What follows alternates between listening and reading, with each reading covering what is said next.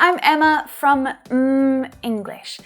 In this little video today, I'll be sharing some incredibly common English words that you may be mispronouncing. Now, these are definitely words that you already know. You use them all the time when you speak English, when you read, when you listen. They're really familiar words, but you may not be pronouncing them correctly. So we're going to practice how they sound together today. Let's go.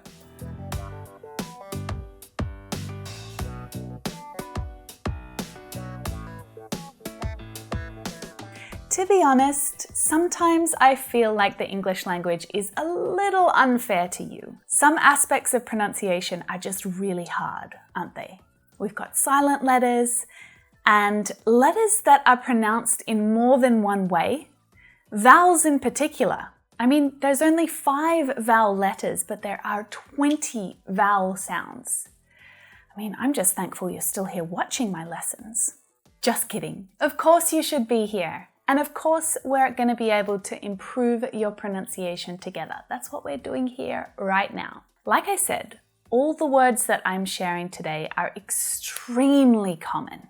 They're everyday words that I say multiple times each day.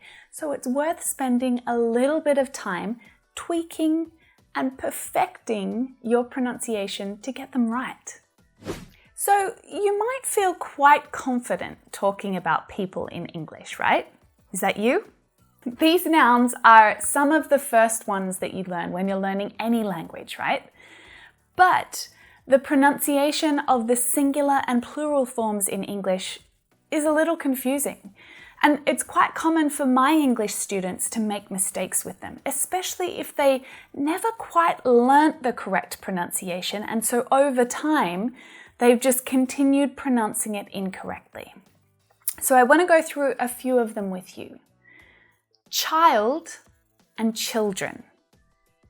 Now, both words start with that ch sound, but when you look at the phonemic script, what's different about the sound that's following that ch after that ch sound?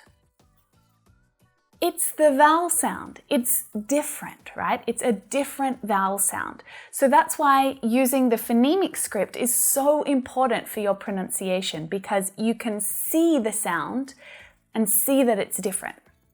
I mean, hear it, right? Child, chai, child, and children. Chill, children. So when you're using these two words, it's really important that you hear that difference. It's not childs and it's not children, it's child and children. So here's a couple of sentences to practice with, out loud, okay? My neighbors have 7 children. When I was a child, we lived by the sea. Great stuff. All right, surely you knew this one was coming, right? Woman, women. Now, it's really easy to get the singular woman mixed up with the plural women because of that O. You can see in the phonemic script that that first syllable is the stressed one. You can see it because that little mark over there is always there to show you which syllable is stressed. It comes before the stressed syllable. The second syllable is unstressed. So what often happens in unstressed syllables in English is the vowel sound reduces to a schwa, and that's that sound, a really lazy sound. So it's like, great, when the letter is the same, it sounds different. When the letter is different, it sounds the same.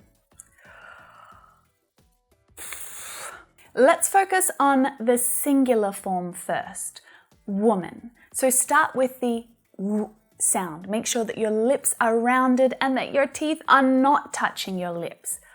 W, w. Then we have the as in book sound. W. Now this is the stronger syllable, right? It's stressed. We need to hear it really clearly. It's the unstressed syllable that follows in m. So that's the schwa sound. It's really soft and it's low in pitch. M. Almost not there. You don't hear w man. That second syllable is reduced. M. W. Woman. All right, now what about that plural form? The plural form, again, is that w sound, then I, as in hit, wi. Okay, so again, that's the strong syllable. You need to hear it. Make sure you've got air in your lungs to push it out. Wi. Then the unstressed syllable follows, right? So we reduce it down. Men. Women. So let's compare the two of them. One woman, woman, 4 women, women. I asked the woman if she'd seen 3 women arrive in a red car. I asked the woman if she'd seen 3 women arrive in a red car. So these are really subtle differences, but they're important ones if you're trying to improve your pronunciation and your accent, when you want to sound more natural and relaxed as you speak. Let's keep going. So again, we've got some really simple, really common words here, right? But they are so often mispronounced by English learners that we need to focus on them for a few minutes. And again, it's that vowel sound that we really need to pay attention to. Even though we have the same vowel letter, the sound that you use to pronounce these words is different. Listen. Can, can't. Let's start with can. Can. Ah. Open your mouth up wide for that one. I can do that. I can do that. So when I said that sentence, I'm really stressing the word can for emphasis. So this is really useful if someone is suggesting that you can't, but you want to try and contradict them. You want to tell them the opposite. I can do it. I can. The interesting thing about this word is that it actually has 2 forms, a stressed form and an unstressed form. So the unstressed form is kun, using that schwa sound again. Kun. I can do that. I can do that. Now compare the 2 together, all right? I can do that. I can do that. I can do that. So there's quite a difference there when we're stressing that word for emphasis. I can do it compared to the unstressed form. I can do that. I can do that. Now, there are a lot of grammatical words in English that have a stressed and an unstressed form. So these unstressed forms are a really important part of natural English pronunciation. It's that schwa sound. It's so important in unstressed syllables and unstressed words. So if you want to keep practicing with the differences between those stressed and unstressed forms, check out that lesson up there. I go into it in great detail. Now, you know that the negative form of can is cannot, right? And it's often contracted in spoken English. So instead of saying cannot, you'll hear can't. And that's a very different vowel sound to what we were practicing earlier, right? Can't. In my accent, it sounds like the word car, but with a nt on the end. Okay? Can't. Now, there's some subtle differences between my accent and an American accent there because you'll hear it a little differently in some American accents, more like can't. But in my accent, it's can't.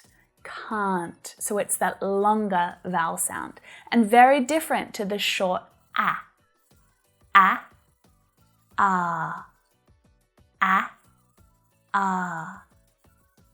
Can, can't.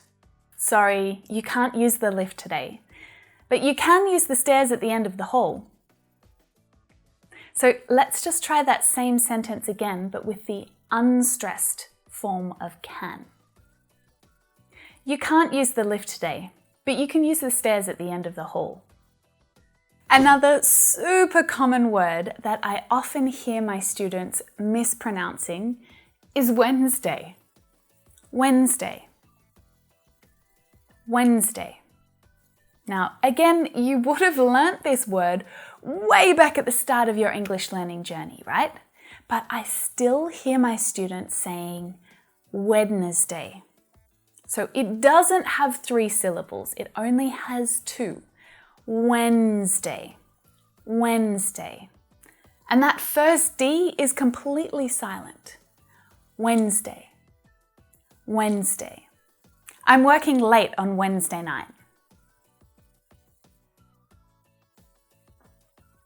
They're open for dinner from Wednesday to Sunday. So the last pair of words that I want to share with you are often mispronounced, and I'm talking about advise and advice. So one of these words is a verb, the other is a noun. Listen. Advise, advice. Can you hear the difference in the pronunciation?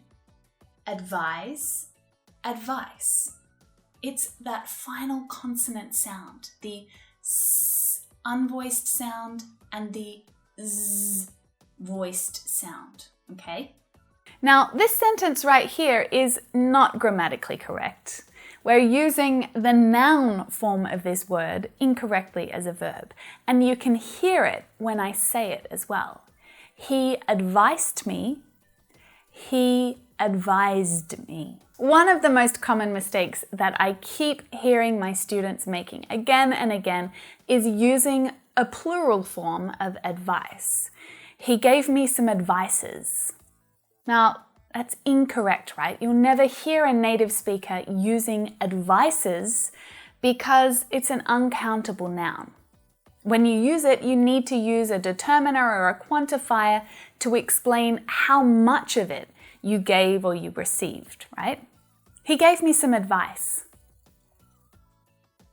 She shared 3 pieces of advice. My boss advised me that now was not the time to apply for a new job. He advised me. Awesome, nice work. Even though these words are really simple, they're ones that get used all the time. So it's important that you take the time every now and again to check yourself, right? It's really easy to slip back into bad habits with your pronunciation, especially if you haven't practiced speaking English in a little while. If I was you and any of these words in this lesson are a little challenging for you and you need to get your tongue around them, I would go back, write down all of the examples that we went through and keep them somewhere where you can practice them out loud each day. Well done for sticking with me all the way through to the end of that lesson.